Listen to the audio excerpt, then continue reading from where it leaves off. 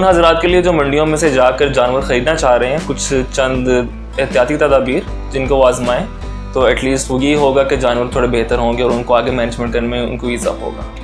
अच्छा, बेसिकली जो एक मेन मसला आता है हमारे माशरे में, वो लोग आखिरी दिनों में या एक हफ़्ते पहले या दो हफ़्ते पहले जानवर को ले आते हैं जिनको इतना आइडिया नहीं होता कि जानवर को मेंटेन कैसे करना है। वो एकदम घरों में ले आते हैं, उनको एकदम कंसनट्रेटेड खाने शुरू कर देते हैं। कंसनट्रेटेड में जिस तरह ये आपका ड्राई खाने आ जाते हैं जिसमें आपकी जवी, चोखर, आपका दाना, ये चीज़ें शामिल होती हैं, ये आ जाती हैं और उसको वो बहुत ज़्यादा खिलाते हैं, ओवरफीड कर देते हैं। अब वही जानवर अगर पहले सिर्फ हरे खाने पे थे, अब जब एकदम उनको इस खाने पर लेकर आते हैं और बगैर टोक के देते रहते हैं तो वो अपना पेट लूज़ कर लेते हैं, डायरिया स्टार्ट हो जाता है। अब मसला ये आता है कि उन जानवरों को फिर अपना वज़न लूज़ करने लग पड़ते हैं, अब डायरिया उनका कंट्रोल नहीं होता।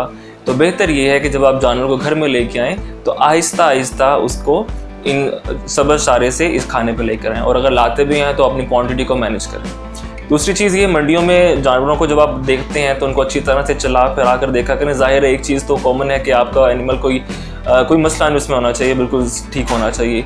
खुरों के काफ़ी मसाइल आते हैं। अगर खुर जो एनिमल के, चाहे वो बड़ा जानवर हो या बकरे हों, अगर थोड़े बहुत टेढ़े मेढ़े हैं या ओवर ग्रोथ हुई है तो उनको चलने में मसाइल होते हैं। उन चीज़ों को देखें। अगर किसी ऐसे जानवर के खुर जो हैं कि बहुत बड़े हैं, नॉर्मल से ऐसे हैं, तो उस जानवर को लेने से परहेज़ करें, क्योंकि नहीं तो आपके जानवर को चलने में मसाइल होंगे, फिर टांगों के इशूज़ होते हैं, वो बहुत से फिर और मेडिकल इशूज़ आ जाते हैं।